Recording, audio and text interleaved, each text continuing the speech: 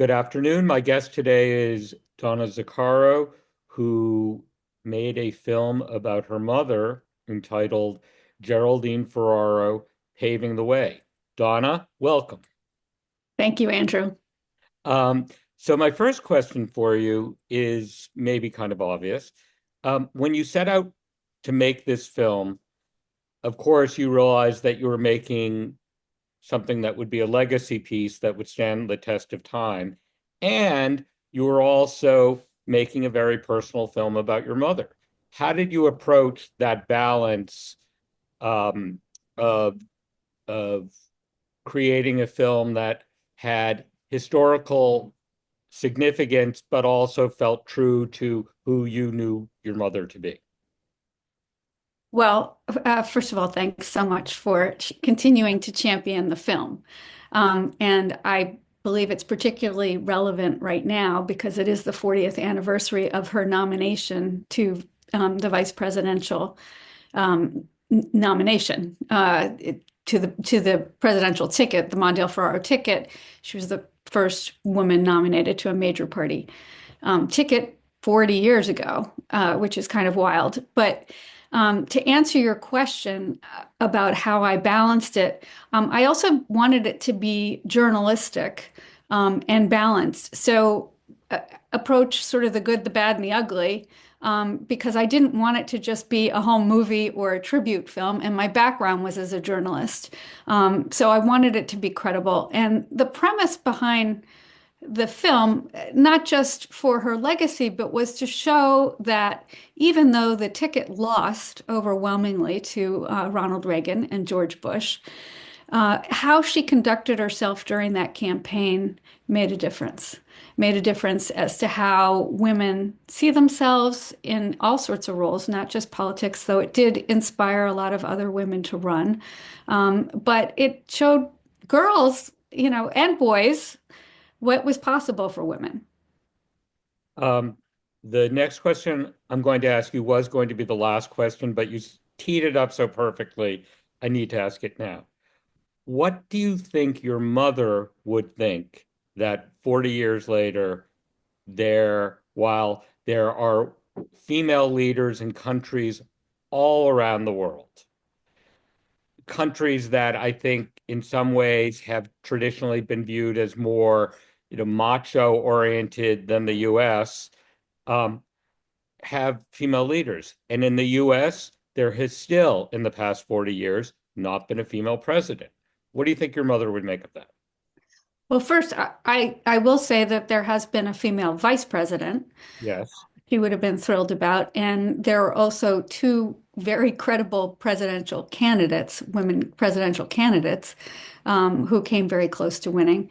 But I think she'd actually be devastated by the fact that we didn't have a woman president, and actually how the woman vice president was treated in this last campaign.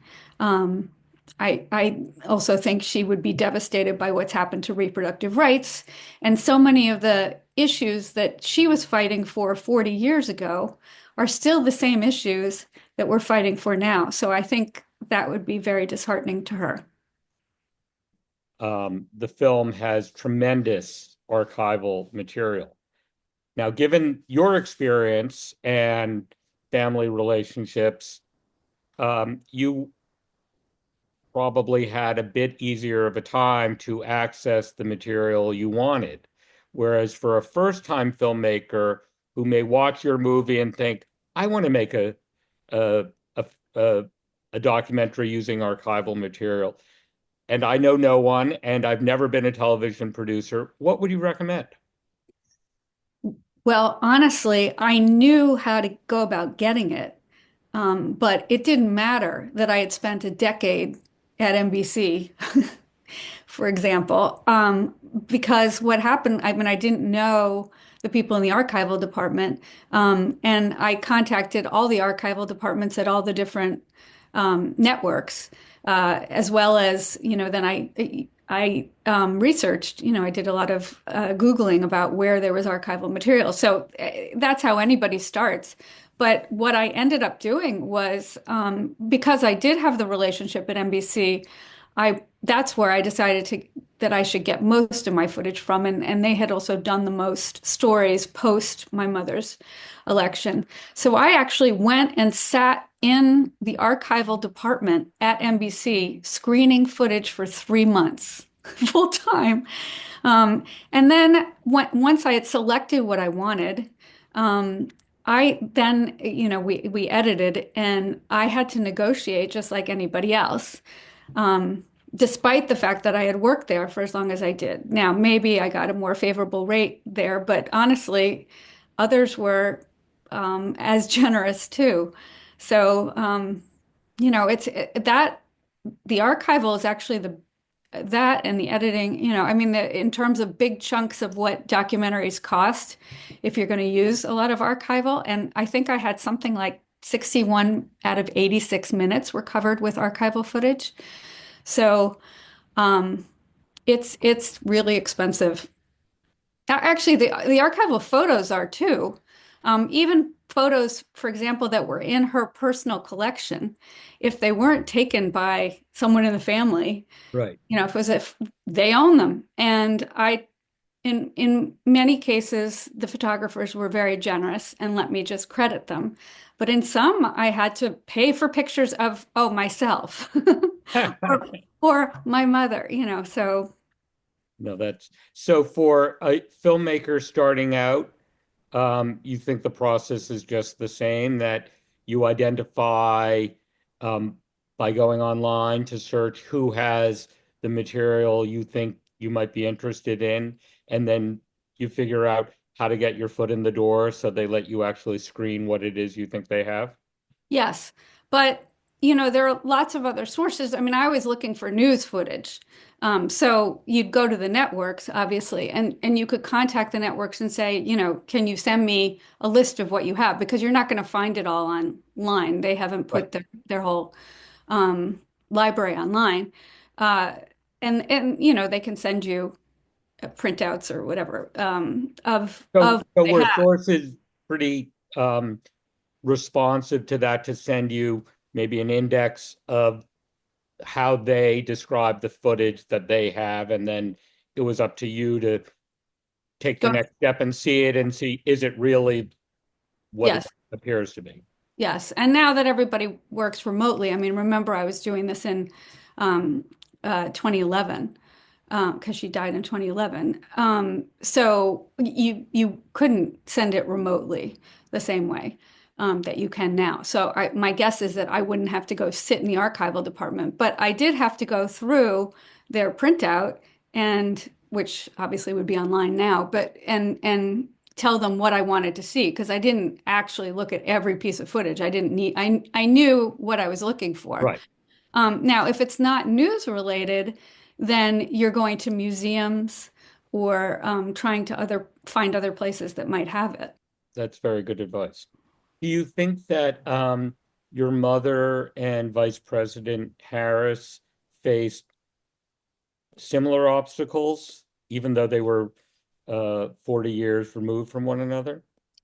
I think there's still, yes, I think there's still a lot of obstacles. I mean, I don't know that anyone asked Vice President Harris if she was strong enough to push the button, or if any of the leaders, particularly the Soviet Union, would take advantage of her because she was a woman.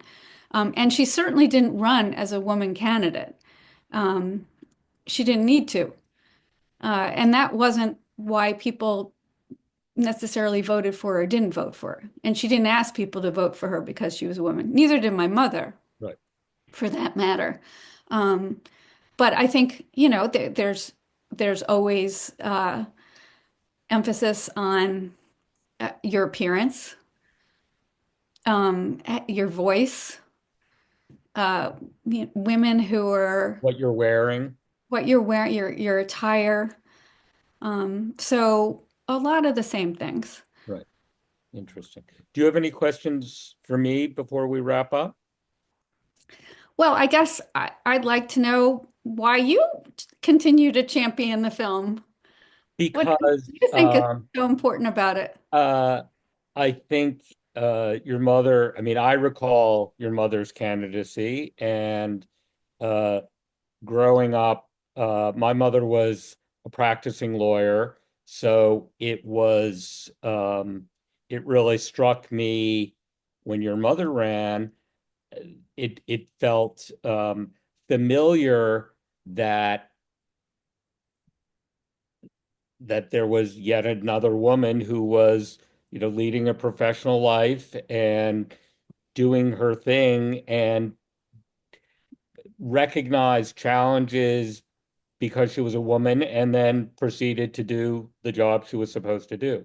Um, and I think this, as you said, the film is subtitled Paving the Way. And I think that's a really important role model for men and women to see strong, effective, uh, charismatic, smart, powerful women um, leading.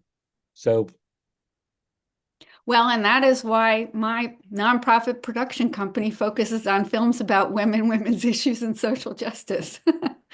I believe there need to be more stories like that out there. do you see any, are there any women that you see out there about whom you'd like to make a film? Yes, there are plenty of them. And we'll talk about that. Stay tuned.